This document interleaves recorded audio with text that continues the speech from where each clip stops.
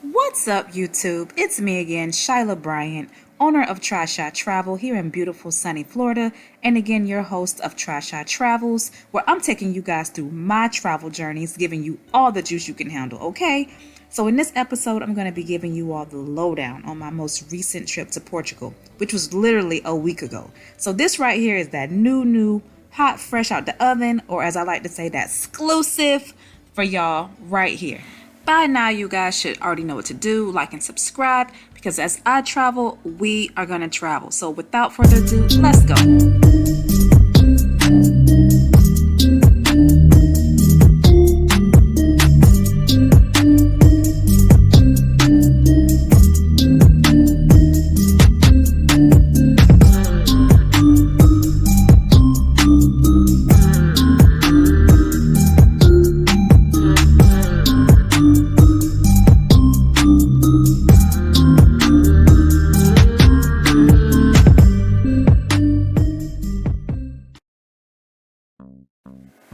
Okay, you guys, let's jump into this gorgeous city of Lisbon, Portugal.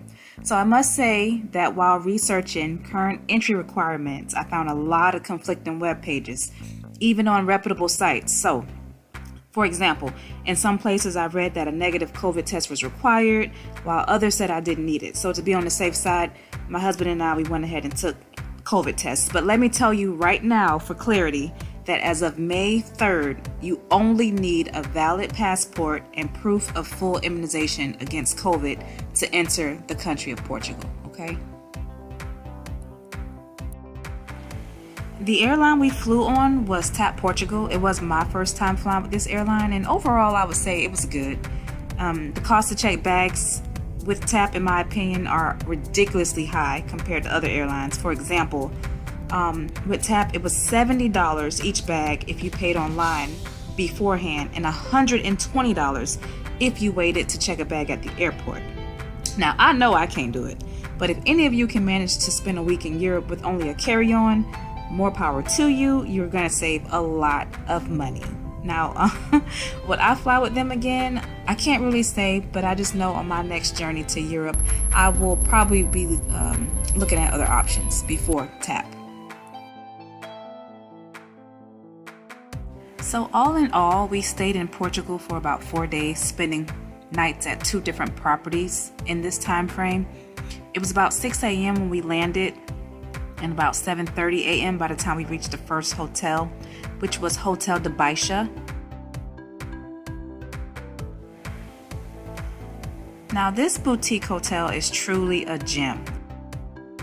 Really nice and beautiful.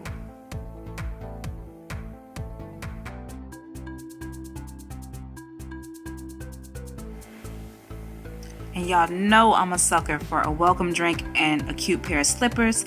They didn't have the welcome drink, but they did have the slippers. And yes, they were very comfortable.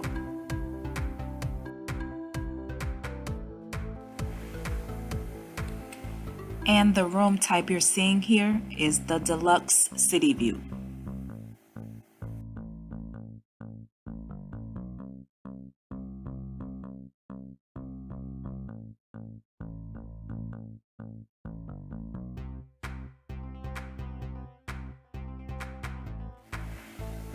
This room was really nice, very clean, a bit on the smaller side than what I expected, but nonetheless very clean, great staff, and I would stay here again.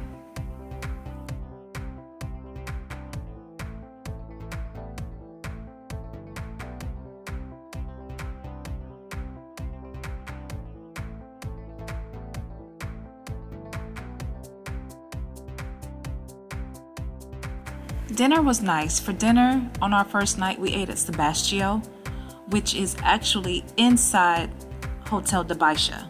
It was actually the same sitting area where we had breakfast earlier that morning. So my husband enjoyed some duck while I had choco frito and some garlic shrimp. Everything was superb. And there's no way you can visit Portugal without trying their national pastry, the pastel de nata. You want to talk about forming a habit? These custard tarts are truly taste bud treats. We literally had one every morning we were there. Something else I actually loved about Lisbon is that there's so many dips and turns and lows and highs. After each meal, going for a stroll will surely keep you burning those calories. Lisbon is truly a place of rich legacies and influences that's displayed in a lot of their buildings and statues.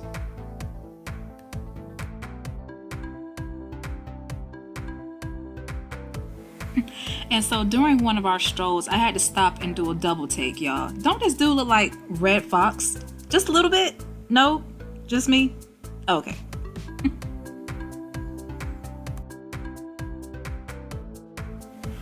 And so moving along, the next property we stayed at during our stay in Lisbon, Portugal was the epic sauna Marques Hotel. And all I can say about this property is OMG. Like, let's talk luxury. Let's talk class, sophistication, truly an exquisite definition of international hospitality. I mean, this place had it all, you guys. All. And in case you're wondering, the room type you see here is the King Premium Suite. No welcome drinks at check-in, but if you look closely, right here, you'll see to the right, I did get my slippers.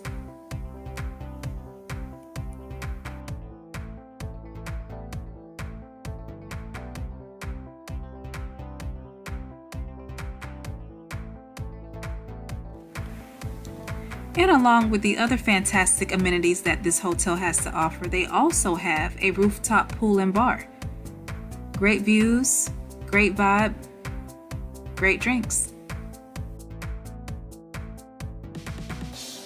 And for those of you who have seen a few of my other videos, by now you know how much of a workoutaholic I am. So you're probably wondering, how come you're just now talking about the gym? Well, Hotel de Baixia, I don't really know if they had one or not, but I just know by the time we arrived, we were already a little bit, tired. I wasn't looking for no gym, Plus, like I said earlier, Lisbon's hills will give you a thorough workout. Ask anyone who has visited Lisbon before, they'll tell you about it. But this property had a beautiful, beautiful gym.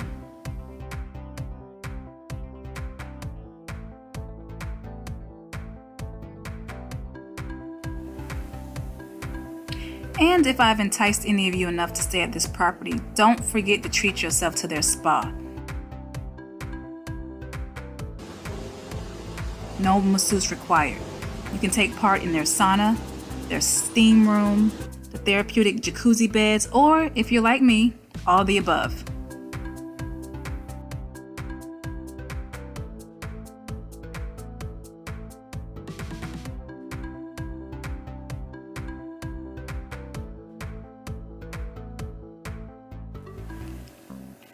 Breakfast is also included with your stay, free of course.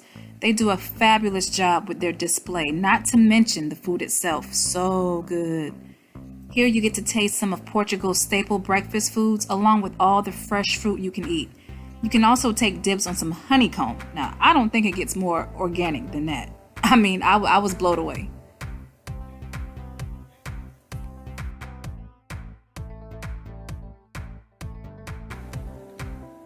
And if you look really closely at this muffin here and you think you see glitter, you do. Now, the Epic Sauna might not offer free lunch or dinner, but Lisbon has such a great variety of restaurants. Finding a delicious spot to eat at is only a short walk away, I promise. We actually would have an entree at one place and then go for another walk down the road a little bit just to find dessert, just so we could try as many restaurants as possible during our visit. And no complaints with anywhere we ate at. Everything was very tasty. And I'll have you know that Lisbon is more than just great food and hotels. This place is filled with history and embedded culture. On this visit, we participated in a unique 4-hour walking tour to better understand the history of African Americans in Lisbon. And I actually found out about this tour on a Facebook group that I'm part of. And once I heard about it, I was very compelled to go during this trip. So Naky, our tour guide, is just a powerhouse of information, y'all. He taught us a lot about the history of Lisbon and how African Americans really played a vital role in what Lisbon is today. I would urge any of you, especially my historian lovers, that if you visit Lisbon, go on this tour. It's deep, it's emotional, it's amazing. Naky does a great job presenting, and it's clear he's passionate about what he does. Great tour.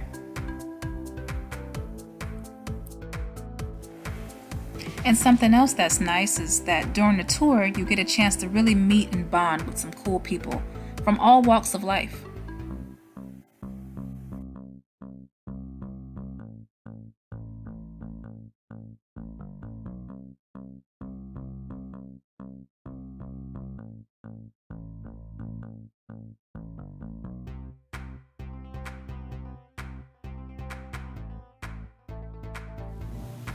And last but not least, another great restaurant we had the absolute pleasure to dine at was Mambo.